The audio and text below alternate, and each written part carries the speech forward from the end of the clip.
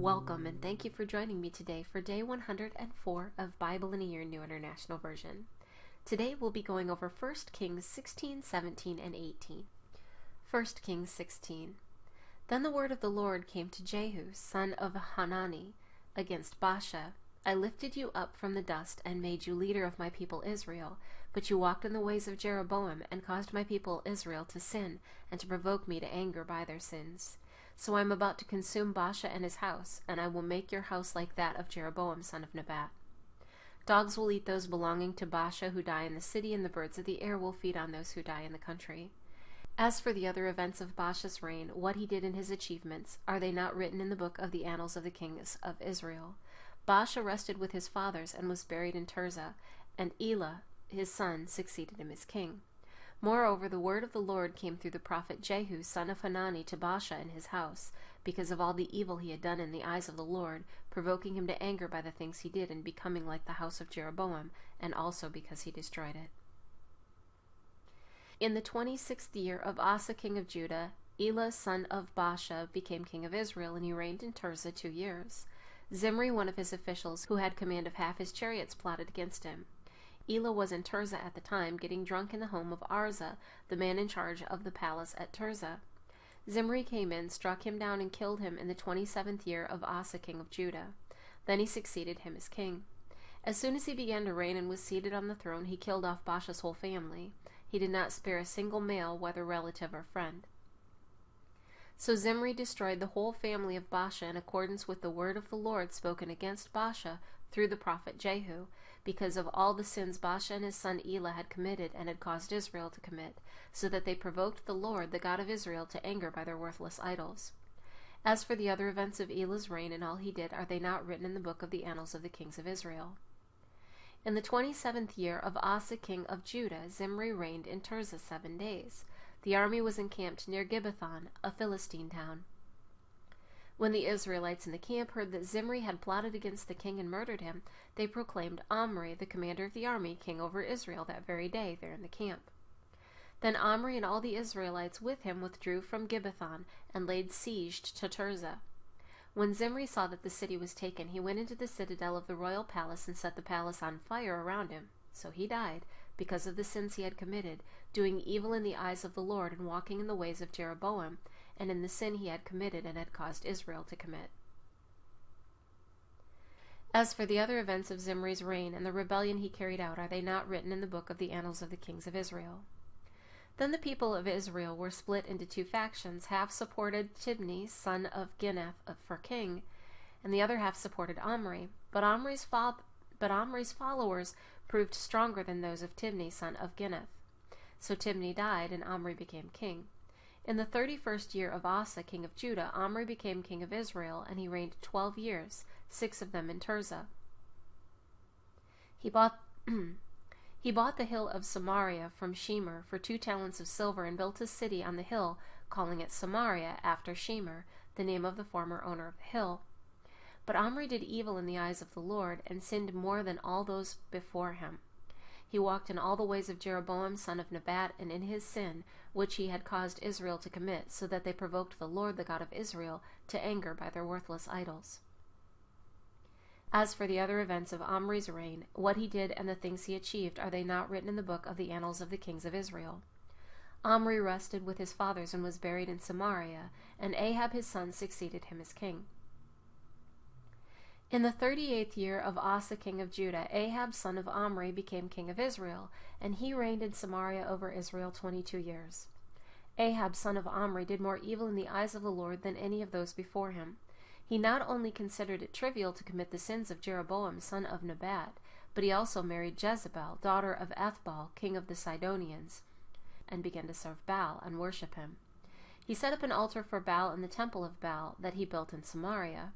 Ahab also made an Asherah pole, and did more to provoke the Lord, the God of Israel, to anger than did all the kings of Israel before him.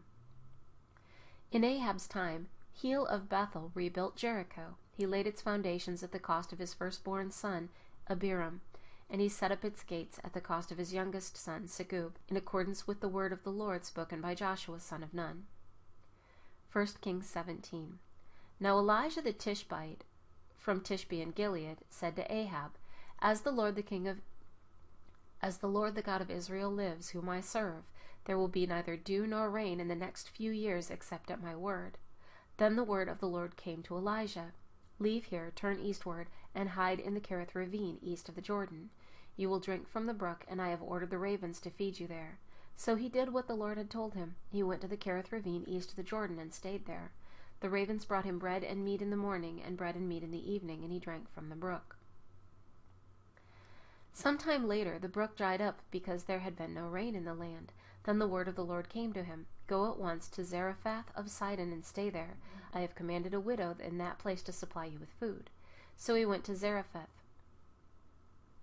When he came to the town gate, a widow was there gathering sticks. He called to her and asked, Would you bring me a little water in a jar so I may have a drink? As she was going to get it, he called, And bring me please a piece of bread. As surely as the Lord your God lives, she replied, I don't have any bread, only a handful of flour in a jar and a little oil in a jug. I am gathering a few sticks to take home and make a meal for myself and my son, that we may eat it and die. Elijah said to her, Don't be afraid. Go home and do as you have said. But first make a small cake of bread for me from what you have and bring it to me, and then make something for yourself and your son. For this is what the Lord the God of Israel says. The jar of flour will not be used up, and the jug of oil will not run dry until the day the Lord gives rain on the land. She went away and did as Elijah had told her. So there was food every day for Elijah and for the woman and her family. For the jar of flour was not used up, and the jug of oil did not run dry, in keeping with the word of the Lord spoken by Elijah. Sometime later the son of the woman who owned the house became ill. He grew worse and worse and finally stopped breathing. She said to Elijah, What do you have against me, man of God? Did you come to remind me of my sin and kill my son? Give me your son. Elijah replied.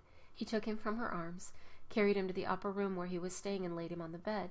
Then he cried out to the Lord, O Lord my God, have you brought tragedy also upon this widow I am staying with by causing her son to die? Then he stretched himself out on the boy 3 times and cried to the Lord, O Lord my God, let this boy's life return to him. The Lord heard Elijah's cry, and the boy's life returned to him, and he lived.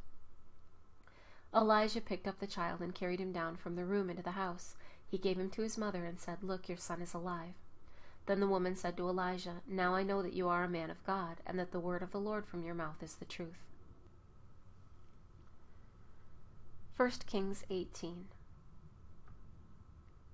After a long time, in the 3rd year, the word of the Lord came to Elijah, Go and present yourself to Ahab, and I will send rain on the land. So Elijah went to present himself to Ahab. Now the famine was severe in Samaria, and Ahab had summoned Obadiah, who was in charge of his palace. Obadiah was a devout believer in the Lord. While Jezebel was killing off the Lord's prophets, Obadiah had taken 100 prophets and hidden them in 2 caves, 50 in each, and had supplied them with food and water. Ahab had said to Obadiah, Go through the land to all the springs and valleys. Maybe we can find some grass to keep the horses and mules alive, so we will not have to kill any of our animals. So they divided the land they were to cover, Ahab going in one direction and Obadiah in another. As Obadiah was walking along, Elijah met him. Obadiah recognized him, bowed down to the ground, and said, Is it really you, my lord Elijah? Yes, he replied. Go tell your master Elijah is here. What have I done wrong? Asked Obadiah, that you are handing your servant over to Ahab to be put to death.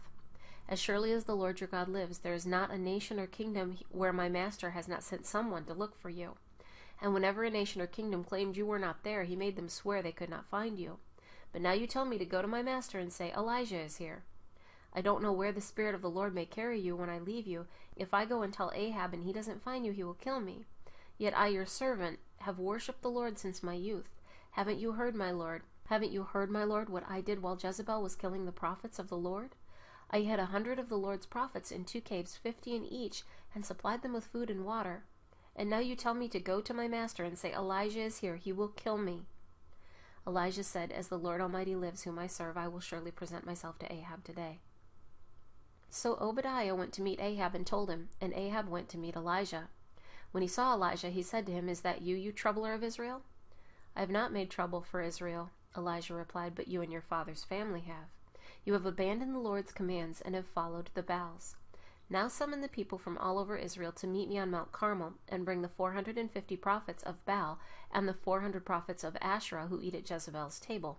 So Ahab sent word throughout all Israel and assembled the prophets on Mount Carmel. Elijah went before the people and said, "How long will you waver between two opinions? If the Lord is God, follow him, but if Baal is God, follow him." But the people said nothing. Then Elijah said to them, "I am the only one of the Lord's prophets left, but Baal has 450 prophets. Get 2 bulls for us, let them choose one for themselves, and let them cut it into pieces, and put it on the wood, but not set fire to it. I will prepare the other bull, and put it on the wood, but not set fire to it. Then you call on the name of your God, and I will call on the name of the Lord, the God who answers by fire. He is God." Then all the people said, "What you say is good." Elijah said to the prophets of Baal, "Choose one of the bulls and prepare it first, since there are so many of you. Call on the name of your God, but do not light the fire." So they took the bull given them and prepared it. Then they called on the name of Baal from morning till noon. "O Baal, answer us," they shouted. But there was no response, no one answered, and they danced around the altar they had made. At noon Elijah began to taunt them. "Shout louder," he said. "Surely he is a god. Perhaps he is deep in thought, or busy, or traveling. Maybe he is sleeping and must be awakened." So they shouted louder and slashed themselves with swords and spears, as was their custom, until their blood flowed.